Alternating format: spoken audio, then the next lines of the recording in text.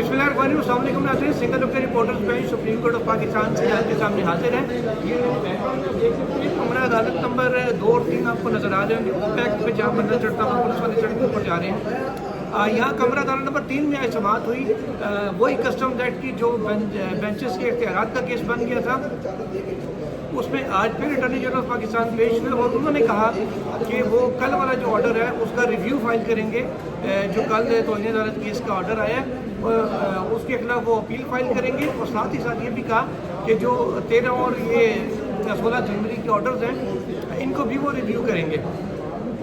अब गवर्नमेंट और जुडिशरी की पार्टनरशिप जो है ना वो ऐसी होनी चाहिए आइडियल किस्म की कि जो मांगे ना मांगे वो भी मिल जाए, जो मांगना था वो भी पहले ही अदा कर दिया जाए। हाँ, क्या मैं करूँ कि कहने इस बात के अभी उन्होंने अपील फाइल ही नहीं की थी, आज किया ये बेंच ने। नाज़रीन, जो रिमार्क्स है वो तो मैं आगे चल के आपको बताता हूँ। पहले आपको ऑर्डर बता दूँ, इन्होंने जस्टिस मंसूर अली शाह का 13 जनवरी को हुक्मनामा जिसमें इतराज़ किया गया था बेंच के ऊपर कि आपका दायरा इख्तियार नहीं है, और बेंच ने आगे से ये कह दिया था कि ठीक है हम अपना दायरा इख्तियार का तयन करने के लिए फ्रीकैन को नोटिस जारी करें कि इस नुक्ते पर तैयारी करके आए कि क्या हमारा दायरा इख्तियार है या नहीं। ये हुक्मनामा वापस ले लिया गया, विड्रॉ कर लिया, उसको कलअदम कर दिया एक तरह से, और कहा कि इसकी कोई कानूनी हैसियत नहीं थी। साथ ही साथ जो 16 जनवरी को हुक्मनामा था जिसमें कहा गया था कि वकील अब्बासी साहब के पास ये मिला गया था और आयशा मलिक साहिबा और जो हैं इरफान सादत साहब उन पर मुश्तमिल बेंच हो मंसूर अली शाह साहब के साथ उसके सामने मुकदमा लगाए जाए। उस ऑर्डर को भी उन्होंने कलअदम करा दी थी और कहा कि उसकी भी कोई कानूनी हैसियत नहीं है। बेंच ने गलत तौर पे अपना दायरा इख्तियार गैर कानूनी तौर पे इस्तेमाल किया था और गैर कानूनी अहकाम की कोई हैसियत नहीं है, आईनी बेंच ने डिक्लेयर किया। और साथ ही साथ कहा कि इन दोनों बेंचेस के इन दोनों फैसलों की रोशनी में जितने भी इक़दाम हुए उन तमाम इक़दाम को भी बेंच ने कलअदम करार दे दिया है। कहा कि उनकी भी कोई हैसियत नहीं है, वो तमाम कलअदम हो गए इक़दाम।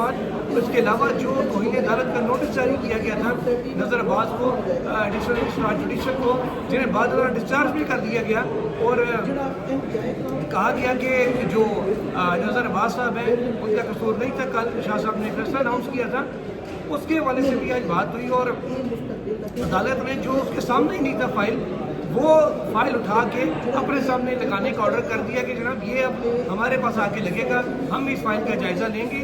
अब कंटेम्प्ट केस तो ख़त्म हो चुका है, पिटीशन कंटेम्प्ट वाला मामला डिस्पोज ऑफ हो चुका है, चीफ जस्टिस को रेफर हो चुका है। अब वो या तो अब दोबारा उसको रिवाइव करके नज़र अब्बास साहब को इन्होंने मुलजिम बनाना है या फिर देखते हैं क्या करते हैं। उन्होंने ये ज़रूर कहा है कि आईनी तौर पे जो इख्तियार था वो कमेटी का ही था, दोनों कमेटियों का ही था कि उन्होंने रिव्यू करना था, देखना था कि कौन सा केस किसके दायरे इख्तियार में आता है, कौन सा केस किसके दायरे इख्तियार में नहीं आता।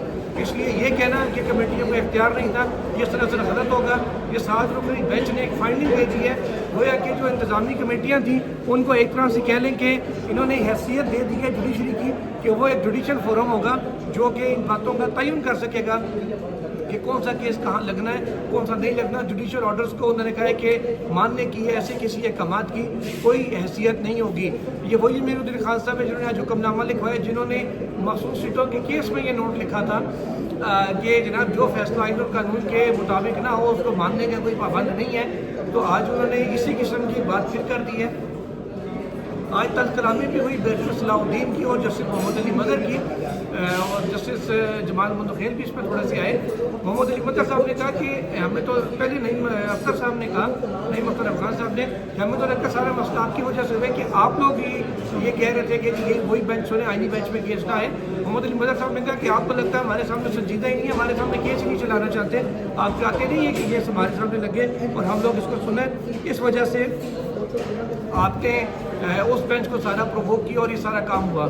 इस पर सलाहुद्दीन जो वकील हैं इस केस में, barrister Salahuddin Sindh high court bar के सदर हैं, वो काफ़ी इस पर गुस्से में नजर आए। उन्होंने बड़ा पर्सनल एक अटैक था उनके ऊपर। उन्होंने कहा कि मुझ पर जिस अंदाज में पर्सनल अटैक किया गया है ये बहुत बड़ा इल्ज़ाम है, और जिस टोन में जिस अंदाज में मुझ पर इल्ज़ाम लगाया गया है मैं इसी अंदाज में इसका जवाब भी दे सकता हूँ। इस पर जस्टिस मोहम्मद अली मदर एकदम बैकवर्ड पे हुए और जस्टिस जमाल मुंतखेल ने कहा, उन्होंने साथ ही साथ ये भी कहा कि अगर आप चाहते हैं कि मैं मेरिट के ऊपर दलाइल दूँ तो मैं अभी आगाज़ कर देता हूँ मेरिट के ऊपर दलाइल का।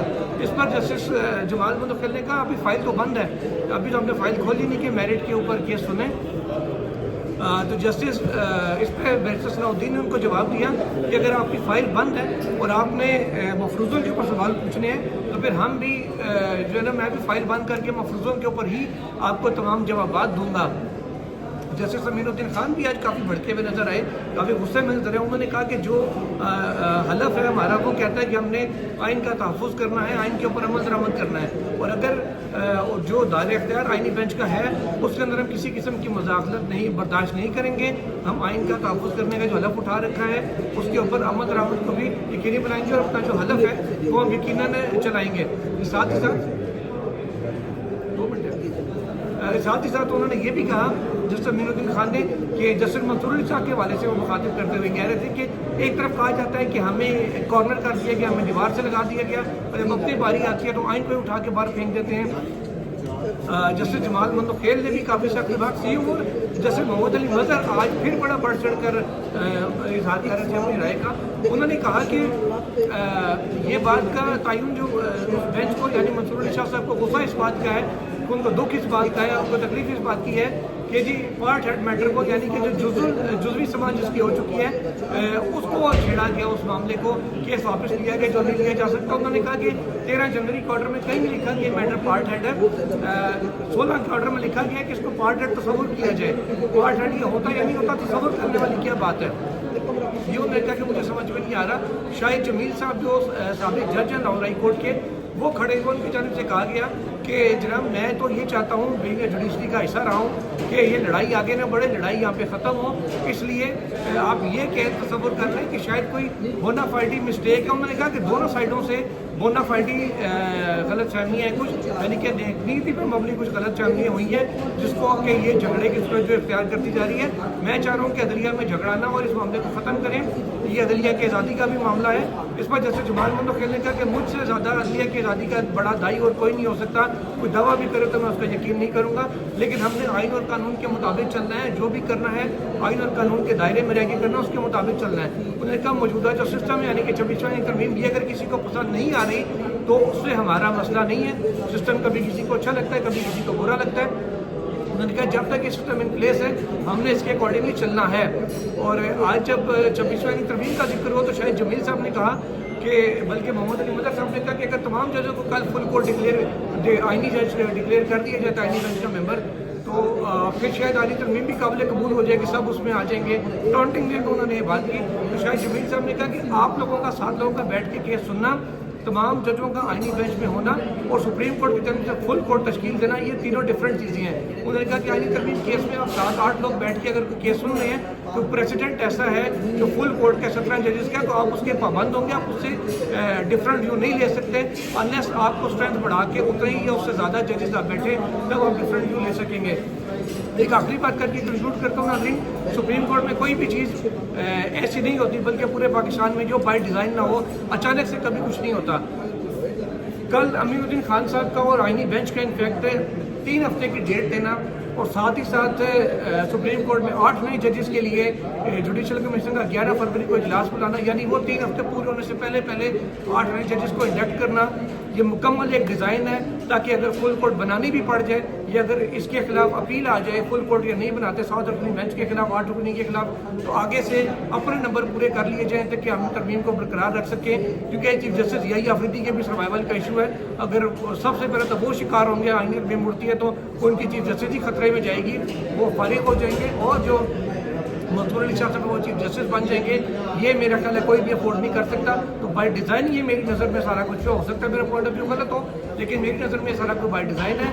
اب دیکھتے ہیں مکمل بینچ کے ساتھ فوجی عدالتوں کے کیس کے ساتھ بھی آپ کے سامنے آئیں گے. ٹل دین اللہ حافظ.